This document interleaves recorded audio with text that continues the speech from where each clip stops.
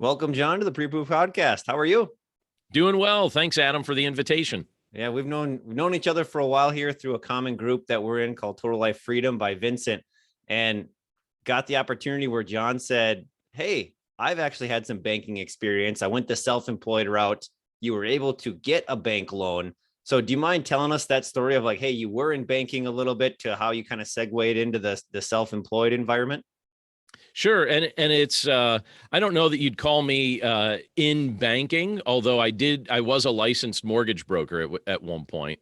But yeah, the tricky thing about my journey is the nature of my primary profession.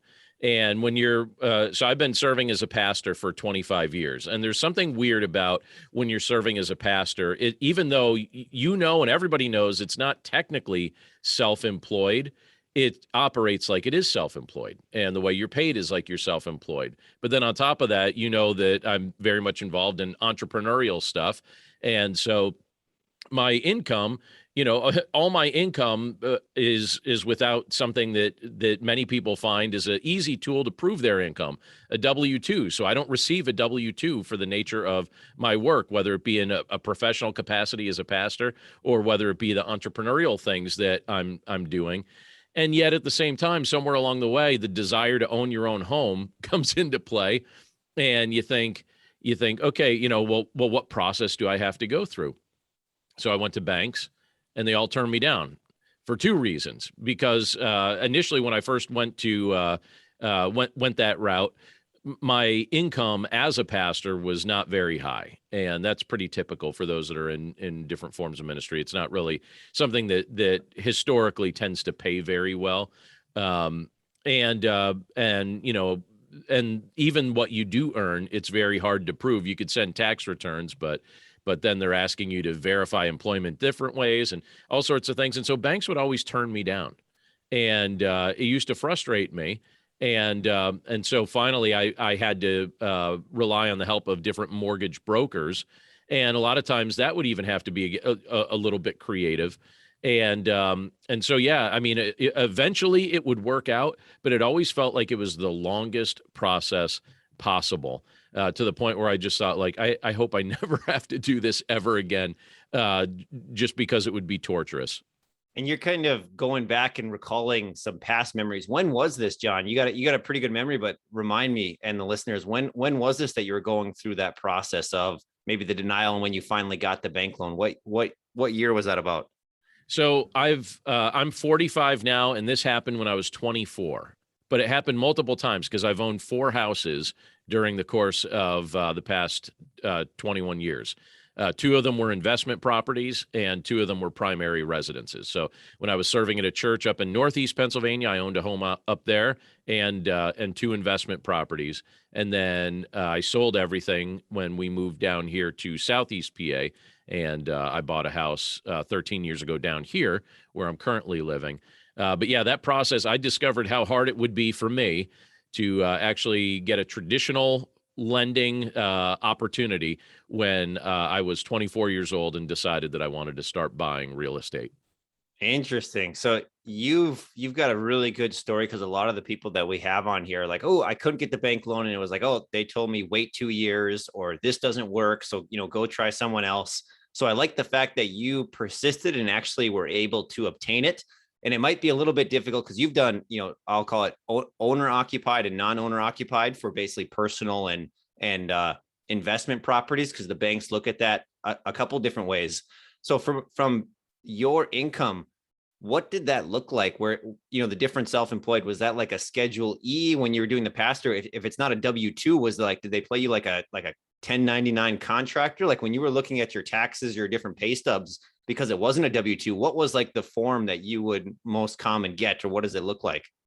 It basically just looks like a letter that outlines what you have, because it's treated more like an honorarium than anything else. So there's not even a 1099 that comes with it.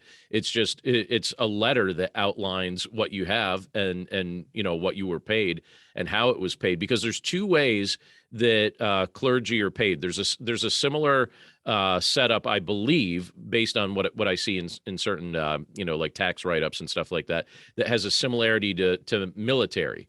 And you can break the income down into two ways, one being salary and the other being housing allowance. And housing allowance is not considered taxable income. But at the time I was doing this, I didn't own a house and I wasn't getting a housing allowance.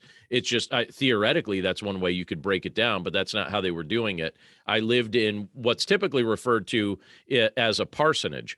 And that's just a home that the church owns that is there for the pastor to live in while he serves at the church.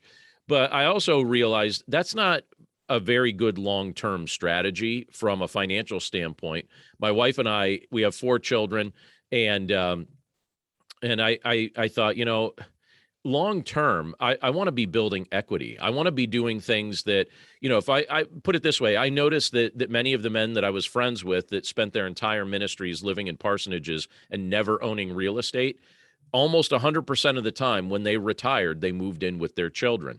And there's nothing intrinsically wrong with that, but I know I didn't want to do it. And now I love my kids, Mhm. but at the same time, I did not have as my long-term plan, someday I move in with them. Now that might happen for other reasons, and if it does, it's fine. But that's not my plan. If it happens, it's not going to be because I planned for that to happen.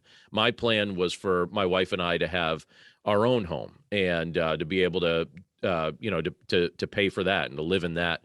And the other interesting thing that you might get a kick out of, when I was living in a parsonage, the church was on the corner of the street, and it's like a corner of an intersection there, and then my office was attached to the church, and then my home, the parsonage, was attached to the office. So you could walk from the dining room in the home into you open a door and there's my office, and then you open the door that's on the other side of the office and you're right there on the stage in the pulpit area for the church. So within 15 feet of my dining room table was the pulpit that I would preach from.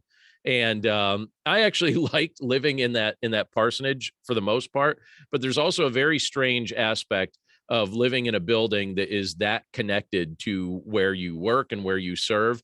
And sometimes people walk through doors and don't even realize they're walking into your house, or sometimes they walk through doors and know they're walking in your house, but they don't feel like they need to knock because you're the pastor, you're friendly, you're hospitable. Let's just like pop in. Pastor loves when I visit. So I'll just walk on through.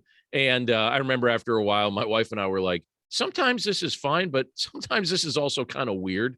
And I think it's time for us to start buying our own property. So For that's what sure. we did. When you're looking at when somebody's looking at you like, oh, you got this square footage and this is the church and different things, like, oh, this is just another little, this is another little 1,200 square foot, just onto the church. So I'm just going to walk that way. It's almost like you got the people who got the office during COVID that they put into their bedroom, and then people are kind of walking in and you were right on top of it. Wow. That is very interesting. I can imagine it. So at our church, it was similar, except for the layman where they would stay, actually had a separate entrance. And so you couldn't quite get into it. So I can totally see though, when a church and you have like 15 different doors and somebody's like, oh, what's behind behind door this one? Yeah. What's behind door number 2? And let's see where it's going. What do you think attributed to your ability to eventually get the bank loan, John? You kind of mentioned that you start off with maybe some banks. What were these, like kind of the traditional, like Bank of America or Wells Fargo, whoever you were banking with? You went that route first? Yeah. And I was never able to get a loan from a bank. It never happened. It was the only time I've ever been able to get a mortgage was through not a bank, but through a mortgage broker of some kind. And you kind of mentioned that you were a mortgage broker, so you probably or historically had your license to be an originator. So you maybe knew that. And just from the audiences, what's the difference between like a normal bank and a mortgage broker? So a broker can work with all kinds of lenders. You can help people get loans that aren't traditional. There was one company that I signed up when I was a mortgage broker, and I'll tell people in a second how that came to pass. Because when I first started buying homes, I was not a mortgage broker. It was through that process that I realized, oh, maybe I should try this. Spoiler alert, I hated it, but I'll get back to that in a second. But so going through, I forget the original train of thought that I had there, but the idea is, I couldn't get a loan through a bank. And so I started just looking around to see what other options there might be. And I saw other people. I don't even know that I had it at age 24. I don't know that I had it totally clear in my mind, the difference between a bank and a broker. I just thought, well, you go to the bank, get a mortgage, go to a broker and get a mortgage. And, like these places are just where you get mortgage. These are mortgage places. And when that became clear to me that a broker could do more creative options or more creative financing or something where they would say, all right, because you can't prove your income, you might have a little bit of a higher rate, but you could still get a loan, or you might have this condition or that condition. And I thought, you know what? I want a house, so I'm going to figure out how to get it done. And I knew I didn't have the money to pay cash for the house at age 24. And so I thought, like, I want it. So how do I get it? And I just kept knocking on doors until I got it. And finally, and the experience was terrible. First of all, it was absolutely terrible. I was trying to buy my first home. Wasn't even a home that we were going to live in. It was just going to be, we started with an investment property.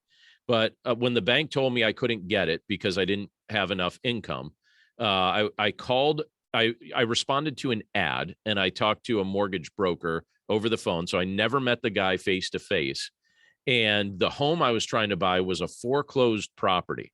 Now, it was only $48,600. It was a 3-bedroom, 3-bathroom chalet in the Pocono Mountains in a gated community that was basically, I mean, it was just foreclosed. The place was really dumpy inside. It would need work and all of that. But I looked at that as a way to increase our income, because that was at the time we were just starting to have kids. My wife was a teacher, but we wanted her to be able to stay home with the kids. And so to do that, that was going to chop our income in half. So I wanted to try and figure out another option. And I was convinced we lived close enough to the Pocono Mountains in Pennsylvania that if I bought a rental property that I could do vacation rentals with, that would be a solution to replace her income. And bank told me no, mortgage broker told me yes, but because it was a foreclosure, the process dragged on forever. And I remember it got to one particular point in the process where the official lending agency said, for you to be able to get this house, there needs to be a working stove in it. That was one of the conditions. And you're not, and there wasn't a stove in it. There were no appliances in it. It was a foreclosed property. Anything like that was taken out of it before the foreclosure. And the realtor was like, hey, there needs to be a stove in it for you to be able to buy it. And I said, well, let's put a stove in it. And he's like, well, you're not allowed to put a stove in it. It just has to have I was like, why do they create these impossible scenarios? And I said, can you just do me a favor? This is going to be weird for a pastor to confess, but I thought that rule was ridiculous. And so I said to the realtor, and he complied with this, which is amazing. I said, can you just do me a favor? Could you just stop by the property and accidentally forget to lock the door from this time to this time, and then come back and check and make sure that the door is locked a little bit later? And he said, yeah, I think I could forget to lock the door. So I went down to Lowe's. I bought a stove. I carried it in. I asked my dad, I said, Dad, could you help me carry a stove into this property that I don't even own? And he said, sure. And so we put the stove in there. And I called the realtor back and I said, hey, crazy thing. I just was looking in the window of that property and there actually is a stove in there. And he said, how do you like that? And he said, oh, okay, I'll let them know. And so then I was finally able to just buy the property. I thought, why is this a rule? Why does there have to be a stove in there? I think it had something to do, maybe it was like an FHA thing or something like that at the time. And I just remember like banging my head against the wall, just thinking, why are they making this so impossible? I just want to buy this house. Just let me buy the house. I promise I'll put a stove in it. But anyway, kind of weird. Thankfully, the realtor was like, yeah, I'm cool with that. Way to get creative. And I love that story. I'm going to remember that one for a long time. We're just like, hey, can you just forget to lock the door? Just a very practical step of going the next way. And so you kind of mentioned how you did real estate, you did personal residence, and it was your overall plan to potentially build some equity in your homes as you're living in them. So you're not just, renting kind of for the, for kind of your and your family's lifetime. Mm-hmm. So you've probably gone through the rental and probably realized, hey, maybe rentals maybe aren't my thing, or maybe being the loan originator or the broker wasn't my thing, but there's still some aspects of home ownership that you do keep. What stuff did you like and what stuff did you eventually sell off, and why do you think that was? So as far as owning a primary residence, I love that. And a little bit more about my background as a child. So I had a very, picture perfect life right up until age 8. And then our family kind of disintegrated and we moved. I think I moved 12 times before I graduated high school. And so that sense of having a place you live in, and a place that belongs to you, a place that can't be taken away, a place that you call home, on an emotional level, that really matters to me. It mattered to me as a young person. It mattered. I'm 45 years old. It still matters to me. And I think there are even spiritual implications to that whole, kind of concept as well, that I wrestle with and find great solace in my relationship with God over those things. But from just an earthly standpoint, having a place you call home mattered to me. And so that was important. So that was one aspect of this. But then the other aspect of just the concept of financial insecurity, having experienced that for so much of my childhood and what that looks like to deal with so much financial insecurity, I've had in my mind, have more than one stream of income. Don't be locked into something where you aren't in a spot where you can handle surprise expenses or emergencies or things like that. And yet at the same time, I felt called to serve as a pastor, but serving as a pastor doesn't typically pay very well. And so I thought, what is a way that I can supplement my income without creating excessive demands on my time? And when I was 24, that was before I had figured out some other things that I'm able to do online. So at that time, the path for me seemed to be rental real estate. But in our context, being that we live so close to a vacation destination, I realized I could make way more than a traditional rental if I did vacation rental real estate, because I was able to rent that place for $1,000 a week. And I only paid $48,600 for that building. And I spent $15,000 to fix it up. And, so I'm only in the mid 60s basically on what I've spent on that property.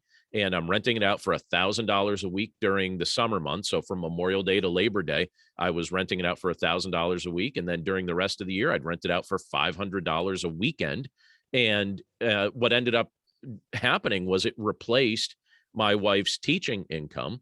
And we owned that property for 2 years. And then I finally decided to sell it because I was getting involved in some other things that were time demanding, and vacation rental real estate tends to have more time demands to it than traditional forms, because you're at the property more. You're transitioning from one renter to another each and every week. And the market had taken a nice bump. And so we thought, all right, we've been making a good amount on this per year, and that's nice, but we can just sell it and kind of cash out right away. And we did that. I sold the property 2 years later for 112. So it was nice. I paid 65 for it, made money on it for 2 years, sold it for 112. And we used funds from that whole process toward buying our first primary residence. And so, it was a nice kind of transition into that. And it helped us fund, a home that we actually lived in. So then that transition to the primary residence, do you remember what sort of terms you got quoted back then? And it's a lot of different. So sometimes it's like loan to value or how much percent you needed down, different interest rates if you can get into the fixed. And you were talking about the difference between like a bank and maybe a mortgage broker, where one's just doing whatever money that they have and they can lend it, whereas the mortgage broker can shop different places. There's also like the difference between conforming and non-conforming loans, where one of them is like following Fannie Mae, Freddie Mac, like to the T, credit score, debt to income ratio. And the other one is maybe like a local credit union that just has member money sitting there and just go, oh yeah, we can lend this out and we're not going to really follow the rules. Do you remember what your terms were, like as far as how much you had to put down, what the price was? And I know interest rates are probably a completely different story back then, but just what did it look like for you back then? So this was still when I was learning the whole, like just all the details on, some of the language that you're speaking. I wasn't yet a mortgage broker or anything like that. So some of the details might be a little bit fuzzy, but I think I remember the main ones. So the interest rate, first of all, was in the 8s. So right now that probably seems like ridiculous to people, but a typical interest rate at the time was in the sevens, and that interest rate was in the eights. It was a 30-year loan, and it wasn't a fixed rate. It was variable. It could adjust every year. And it did. It adjusted every year, and it never seemed to adjust down. It always seemed to adjust up. But yeah, 30-year loan, interest rate in the eights, and I don't remember the exact percentage I had to put down, but it wasn't much. It might have been like a 3% down type of scenario, Nice. and yeah, and so that's what I did. I also know that my closing fees were a little bit higher, because that's typically, the mortgage broker is getting paid one of two ways. He's getting paid in your closing fees, or he's probably also getting a commission from the company that he's secured the loan for you from. So sometimes they get paid on the front end and the back end, sometimes just the back end. I'm convinced, based on what I had to put out of pocket for that he was getting paid on both. But I mean, to his credit, he helped me get the house. So, what do you want? I looked at it as a means to an end, and it was like, all right, if I have to do this, I have to do this. Things apparently aren't going to be traditional and easy for me as I'm doing this. But I also remember that closing day, for whatever reason, closing took forever that day. We were in the title office for a long time waiting for stuff to come through. I remember that mortgage broker, he did what needed to be done, but he seemed to be a bit frazzled, and he seemed to be very eager to get paid that day. And so I don't know that I necessarily chose the most reputable person or not. But I remember it taking forever. And I also remember I used up just about all my liquid cash that day. I remember, like, at closing, so a couple hours before closing, I got the call. It said, all right, you need to bring a certified check for this amount to closing. And I just about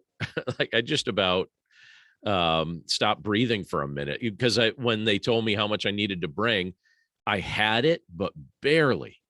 And I remember thinking, okay, will I have time to recoup my expenses here before I have to start paying my first mortgage? I mean, it was not a wise way. It's not something I would do now. In my 20s, I was willing to do it. In my 40s, I would not be willing to do what I did then. I would do it a different way. But I also look back at that and I'm like, you know what? I like that brave, 20 something year old version of me that was like, I'm just going to do whatever it takes to get in here and just get it going. I didn't know what I didn't know. But I appreciate the bravery. I appreciate my willingness to think outside of the box. I appreciate the fact that I was willing to try new things. But I also know that I was in that particular case, I was really setting myself up for easy forms of failure. If one thing went wrong, I had no margin. I really had no margin. And I just kind of was trusting that things would all work out. Thankfully they did, but it was kind of scary. For sure. I can imagine, especially when you're young, I feel like the risk meter, you're like, oh, I can take those risks, or depending on what your family situation is, like, oh, if it's only dependent upon myself, I can go shack up with mom or dad, or, there's maybe like a plan B if something goes wrong, where it's like, oh, now with me having, 4 2-year-old, one on the way, it's like, oh, there's a lot more responsibility there. So you kind of transitioned from, doing maybe some of those, I'll call it riskier things, to having like, a lot maybe more planned out forethought, and you have a lot of cool things going on. So you had like the little stint as a mortgage broker, and you kind of said, spoiler alert, you didn't really like that. So when you went to that and to now maybe where you are, even though that you've been, a pastor for 25 years, you've also done a lot of other cool things, podcasts, books. Do you mind segueing us from that, maybe 24-year-old and maybe not all in detail, but you kind of did the mortgage broker to like fast forwarding to now, like all the different things and how you help people? Yeah, happy to. So it's like I mentioned a few minutes ago, the idea of having multiple streams of income appeals to me for a variety of reasons. I really do think it finds its root in just the financial insecurity of my childhood, and me just trying to kind of stack things in my favor in case one thing goes down, that I have more than one source of income. And so even while I was serving as a pastor in Northeast PA at that time, I thought, all right, I've gone through this process a few times with loans and buying properties and all of that. And I've seen what mortgage brokers do. And in my mind, I thought, I'm not convinced that that's terribly difficult. That's something I could do on the side. And so I did it. And what I didn't realize is that you're dealing with people. So I got licensed by the state of Pennsylvania to become a mortgage broker. I went through the process, went through the training, learned how to do it, learned how to work the software. And again, it wasn't all that hard for me to learn, having gone through the process and the training that I was able to get. But the hard part of it was you're dealing with people that are in very difficult situations frequently, right? If they're going to a mortgage broker, that means a bank has probably turned them down. So you have to deal with some creative financial situations. And buying a home is an emotional experience. And so realtors get emotional about it. The property buyers get emotional. There's all sorts of hiccups and snags. I remember one person, was in the process of buying a home, and then they defaulted on a book club that they were part of, and it totally ruined their ability. It wrecked something on their credit and ruined their ability to qualify for this loan. And I thought, this job is a pain. When I was like, don't do something like that while you're trying to buy a home. Don't default on a book club and then do something that damages your credit while you're in this process. So it was stuff like that I was dealing with. And I started to realize, I don't think this is for me. I did it for a couple of years, didn't make good enough money because I didn't understand the concept of marketing, so I kind of treat that as a wash that season. And I thought, I need to figure out other things. And so along the way, other things have just appeared in my path. And I started to realize that, okay, this is your niche. My niche is to be a communicator. My niche is to be a writer. My niche is to do things online. And so I started writing books and self-publishing them, and those started taking off. And that became a way that I felt like I was offering value to people and serving people. It was also helping my family out financially, and it was something I enjoyed doing. And then from there, I added podcasting to it. And so I host several podcasts. One of them is not faith-based. One of them is just about helping people launch their platform. That's my newest one. But the others are faith-based podcasts where I have the opportunity to express the things that I care most about in regard to my faith. And those caught on. And then I tied them all together with a website and a blog, and that caught on, and people started paying me to advertise on these things. And I was being hired to do webinars and different things. And then I ended up getting a traditional book deal with Penguin Random House, and they paid me a generous advance to write my most recent book. And so I look at that and I think, from the faith standpoint, I'm just so grateful to God. I want to give him the glory and the credit, because I feel like he knew what I needed, but then he showed me a way that fit with my personality and the way he shaped me to actually accomplish that goal. And so it all worked out for me, but it was a long process, sometimes a process of elimination, to try and figure out what this would look like. And now recently I started an online membership. And so that's turning into an additional stream of income. And YouTube allowed me to monetize my YouTube channel once I had enough subscribers, and Amazon allowed me to sign up for their affiliate program. And so you and I have joked about, all these different streams of income that are out there for us to develop if we actually pursue it. But it took me a while to figure out what my thing was, because I know that the stuff that I'm doing might not necessarily be what other people are into. But for me, this is the mix that works well for me. I enjoy it. I feel like the Lord's blessed it, and I'm just grateful for it.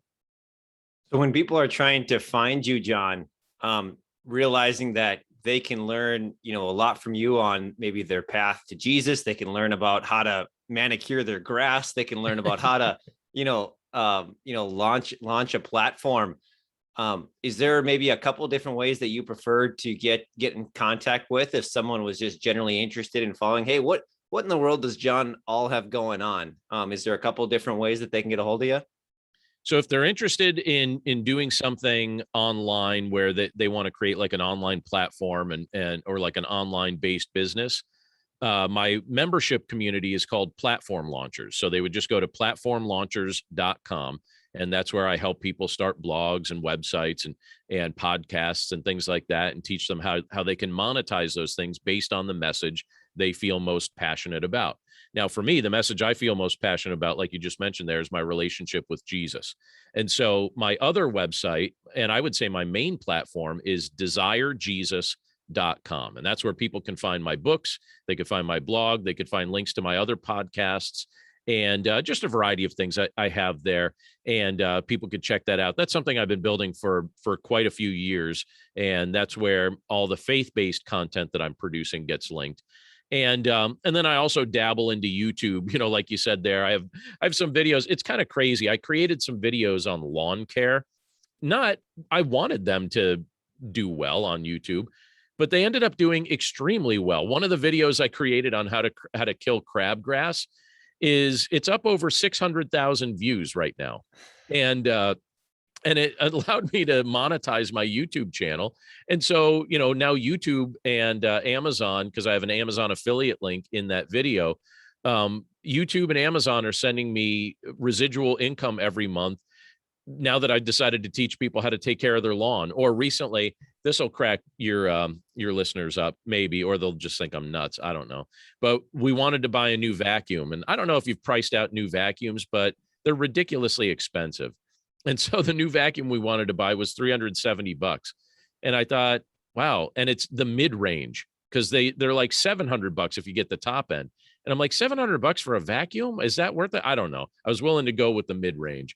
And so, but I said to my wife, I said, all right, I'm going to buy this $370 vacuum, but I'm going to create a review for that on YouTube. And I'm going to put a link to Amazon's affiliate program in the description of that. And so that way, essentially, hopefully, if it catches on, we can get this vacuum for free. Maybe I'll make enough income off of that we get the vacuum for free. So I just put that up last week because we just got that. And Adam, I'm happy to tell you that I've so far made $1.48 in residual income off of that. So just think about that. I almost have that vacuum paid off. Isn't that great? It only take 10 years, and then you'll be 10 there. years and it's mine. Or if YouTube decides to start recommending it in their algorithm, like they did with my lawn care stuff, and then all of a sudden takes off. Yeah, then all of a sudden it's like, here's the price of 10 vacuums. Enjoy.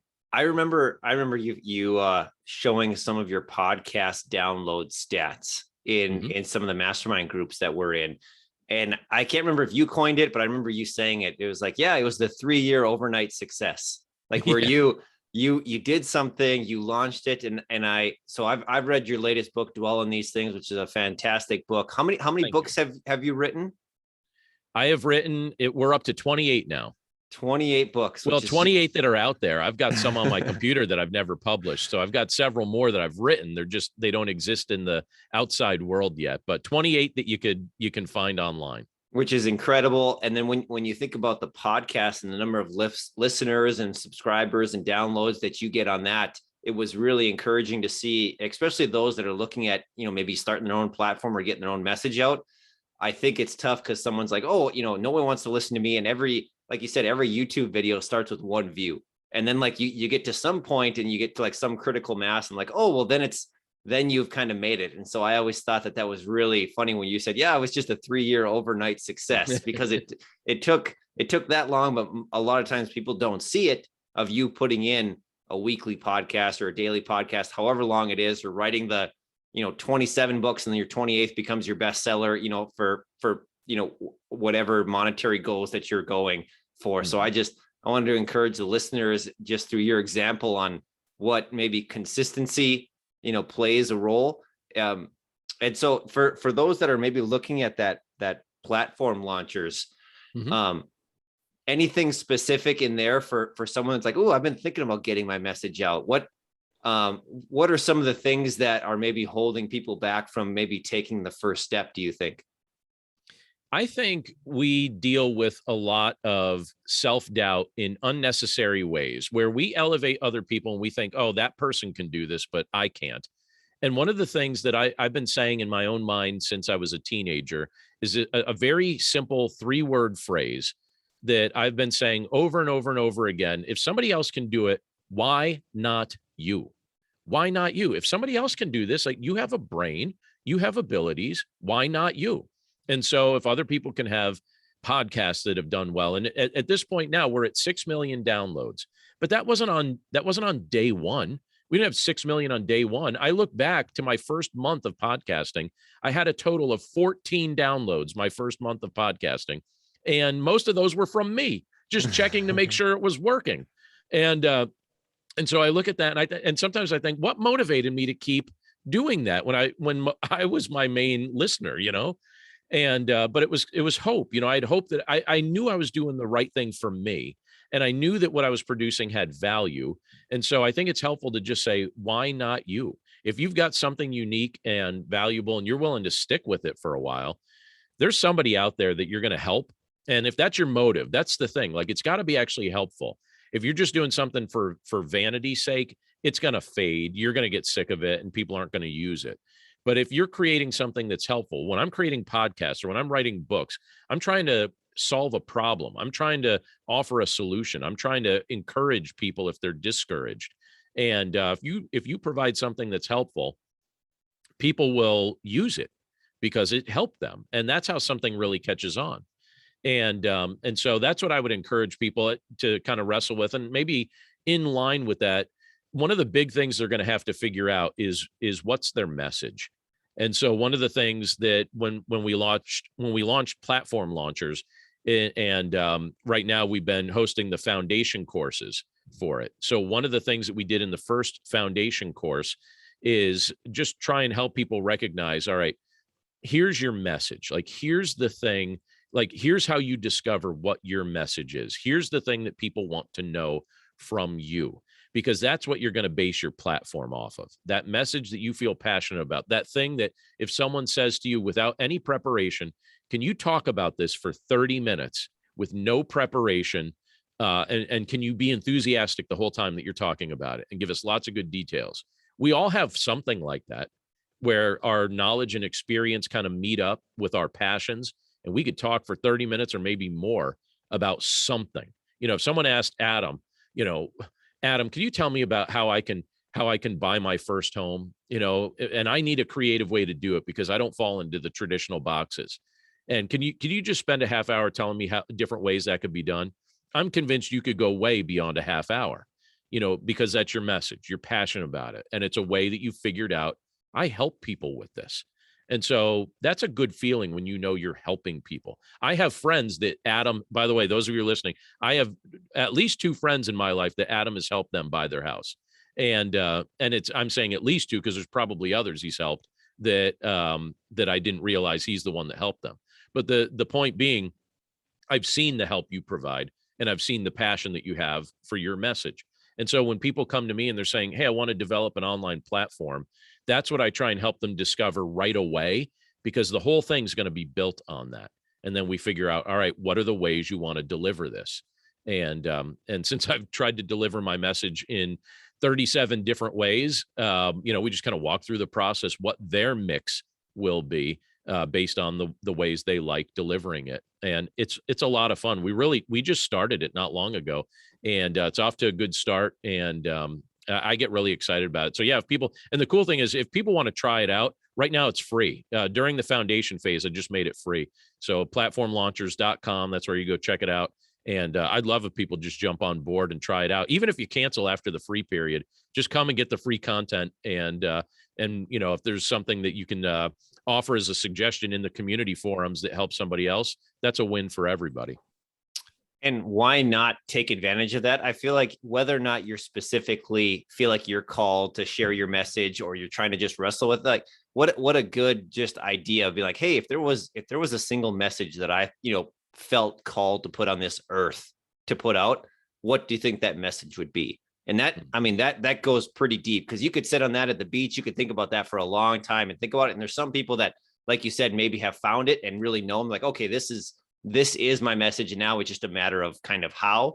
But there's probably also a lot of people that are like, I wonder exactly what that is. Like, I think I could help everybody. It's like, okay, well, everybody isn't someone. Like, okay, you want to help everybody. What does that exactly look like? And so by going through this and, just from a personal development standpoint, I would suggest everyone go through, and I'll take you up on that too, John, we're all join in there and kind of figure out what that looks like. Awesome. Yeah, that's I hope there'll be something in there that you'll find useful, because I look at you and I say, like, you're somebody that's already taken the plunge. You know what I mean? You're doing a lot of these things. And so but yeah, if anything we've got going on is helpful to anybody, just come and take advantage of it. We want to be generous with it. Awesome. John, as we wrap up, just wanted to say thank you so much for coming on. I had just an absolute pleasure talking with you, laughing, sharing stories, going back, and I really love the idea, the message, and everything that you're doing with your life. So thank you very much for coming on. Thanks, Adam. It was a privilege to be here. And thanks again for the invitation. You're welcome. Take care.